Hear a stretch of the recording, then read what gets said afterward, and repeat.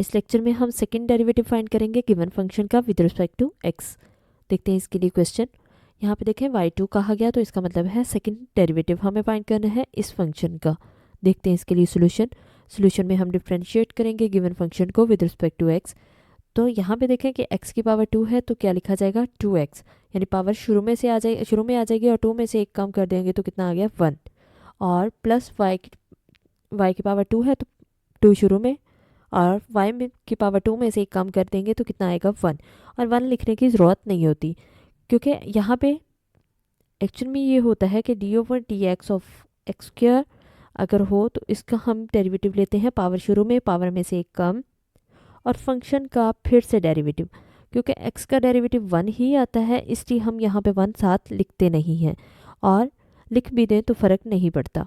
लेकिन क्योंकि y है तो y का साथ हम डेरिवेटिव फिर से लिखते हैं।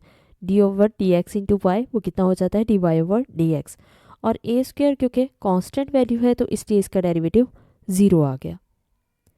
अब क्योंकि 2 दोनों में कॉमन आ रहा था दोनों टर्म्स में, इसलिए 2 हमने कॉमन ले लिया, तो बाकी बची टर्म्स हमने उसी तरह से लिख दी। 2 इधर मल्टीप्लाई है, इक्वल की दूसरी साइड पे जाएगा तो डिवाइड में आ जाएगा, और डिवाइड होके क्या हो जाएगा 0, और ये प्लस एक्स जब इक्वल के दूसरी साइड पे जाएगा तो क्या हो जाएगा माइनस एक्स हो जाएगा। अब हम ये स्टेप मैंने आपके लिए रिपीट कर दिया है। तो यहाँ पे देखें कि y1 के साथ y मल्टीप्लाई हो रहा है, इक्वल की दूसरी साइड पे जाएगा तो डिनोमिनेटर में आ जाएगा। ये हमारे पास y1 की वैल्यू आ गई, लेकिन हमें फाइंड करना है y2, तो इसका मतलब y1 का हमने डेरिवेटिव लेना है। अब हम डेरिवेटिव लेंगे तो क्योंकि ये क्वोशंट रूल इस पर अप्लाई होगा, क्योंकि ये डिनोमिनेटर में वैल्यू है तो हम इस पर क्वोशंट रूल अप्लाई करेंगे।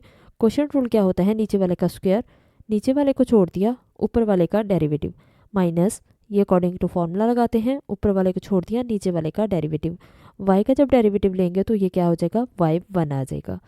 x का डेरिवेटिव क्या होता है 1 होता है, इसलिए 1 लिख दिया, और y1 की वैल्यू हमारे पास क्या है, हमारे पास y1 की वैल्यू है माइनस एक्स ओवर वाई, इसलिए हमने इसकी वैल्यू पुट कर दी। अब यहाँ पे देखेंगे माइनस माइनस क्या हो जाएगा प्लस हो जाएगा, और हम यहाँ पे हमारे पास डिनोमिनेटर में y आ रहा है तो ये y एलसीएम में आ जाएगा, और y से मल्टीप्लाई होगा तो कितना होगा y square plus minus minus plus x square, इसका हमने एलसीएम ले लिया, और ये डिनोमिनेटर में वाई स्क्वायर उसी तरह से आ गया। अब क्योंकि डिनोमिनेटर के ऊपर डिनोमिनेटर है तो ये y नीचे इस वाई स्क्वायर से मल्टीप्लाई हो जाएगा, तो कितना हो जाएगा y³, और ये माइनस शुरू में जो था वो उसी तरह से आ गया x square plus y square. हमने इसको अरेंज करके लिख दिया, और टर्म्स प्लस में हों तो उनको आगे पीछे लिखा जा सकता है, तो ये हमारे पास y2 की वैल्यू आ जाएगी।